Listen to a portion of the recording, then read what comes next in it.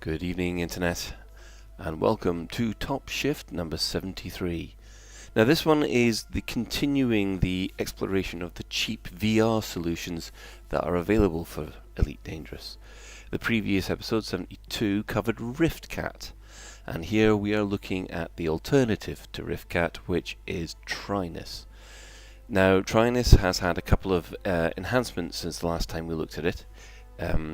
It's supposed to have improved head tracking, and also it has improved integration with Steam VR.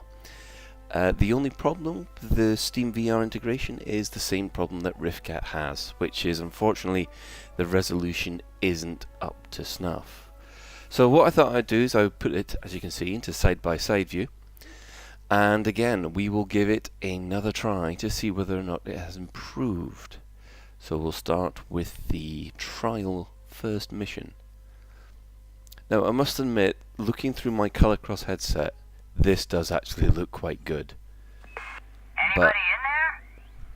Hey, pilot, do you read me? You look like you got yourself in a fix.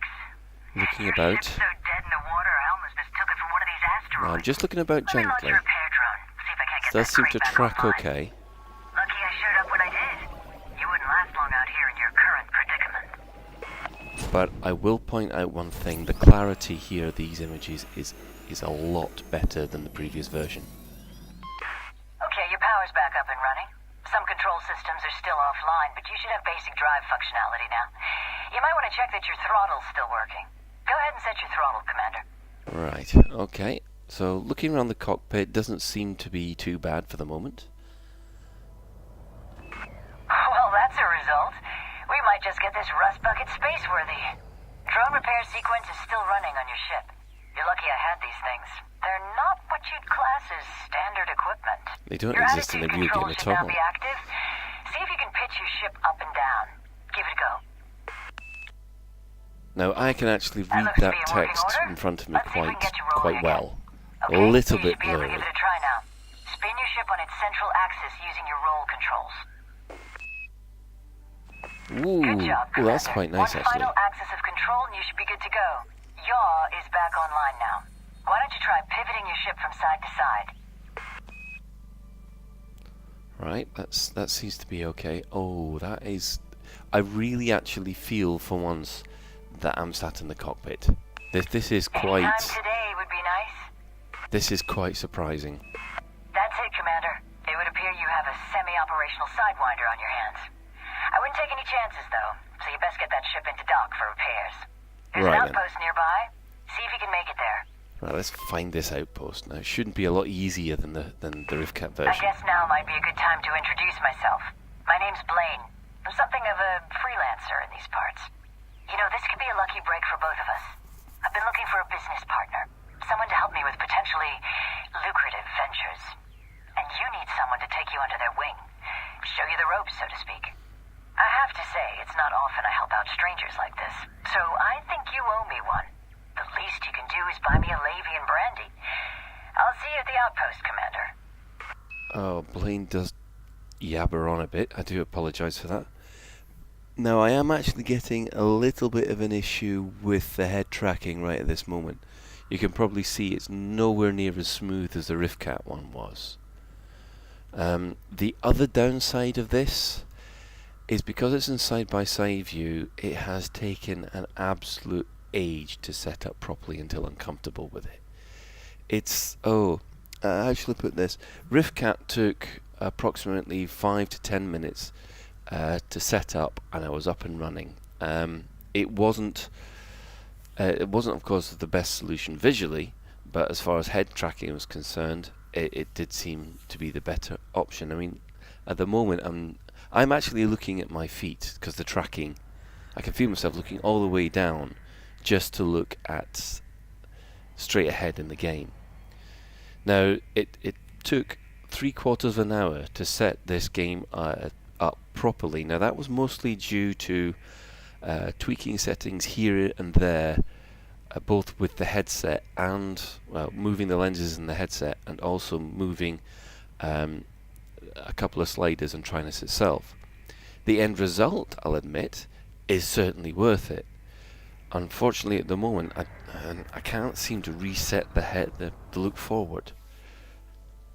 But for a first run, that was actually quite successful. Well, I'm going to have to give it a try, see how it feels in the center of a space station. See whether or not I get that feel of being in a tiny ship in a massive space station. So that's what we'll do next. Again, I can actually see the Sidewinder here with perfect clarity. There is no blur lines, and I can make out every single piece of detail. Now this is using my Colorcross headset. Now that headset I've had for almost a year, and it still seems to be the best one I've ever had. And as you can see, the head tracking is still a little bit out. Now it's time for you to help me out. I need you to do a cargo run for me. Ordinarily, I'd take care of this myself, but I'm not on the best of terms with the security forces over in Azeban City, so you're gonna have to take my place. Right then. When you're ready, return to the surface to take your ship out of the hangar. I'll keep in contact with you as you make your way there. Okay, so I mean, so far the head tracking, I don't know, it's acceptable if I'm able to reset it every now and again. It just doesn't seem to be able to reset. I'm going to have to actually raise a query on why that is. But as far as all this, the rest of the HUD's concerned, I can see most of it. I'm just taking in. Now it's still not reset. I'm pressing the reset button, but I'm not having any luck actually resetting the head view. Right. No, still not working. Oh boy. Right. And that's even worse. Oh, great. Let's try again. Now you can see that this is one of the problems with trying. Ah, there we go. Finally. The problem that I've got actually is I'm stabbing at my keyboard in complete and utter, because I've got the headset on. I can't see the reset button to make it work. Now this is one of the reasons why I recommend voice attack, especially if you're in a VR headset, because with voice attack you don't actually have to remember the keyboard, or or play it with feel. So I would recommend, if you are going to muck about with any of the VR headsets, actually, Oculus and Vive, I would recommend that voice attack is essential in order to... Ooh, hang on. Oh, now this is nice. Oh, I feel so small. Okay, you're ready to launch. Take her out, Commander. Well, wow. Ship is released. You can use your There is a vertical thrusters to clear the slight... landing pad. By the way, try not to end up as wall decoration on your way out. There is a slight amount of distortion, mostly for each of the eyes, but I've got a full view of the station, and yeah, this works for me. If I could just get the head tracking working, then I could actually play this game in VR instead of just having it show off. So yeah. Wow, that felt as if I was flying through there. Corridor. Your ship's still mass-locked by the station. Once you get beyond 5 kilometers, you'll be able to make the jump to Supercruise. So, in summary then, difficulty to set up? Yes, it is. Graphics quality? Very good. Head tracking? Could do with some improvement. However, when the head tracking actually works, the immersiveness, I think, is the best that I've found so far with Trinus. And as Trinus is half the price of Riftcat, about €10 or about £8, and it has all the functionality in addition to this split screen, I think it's well worth the money.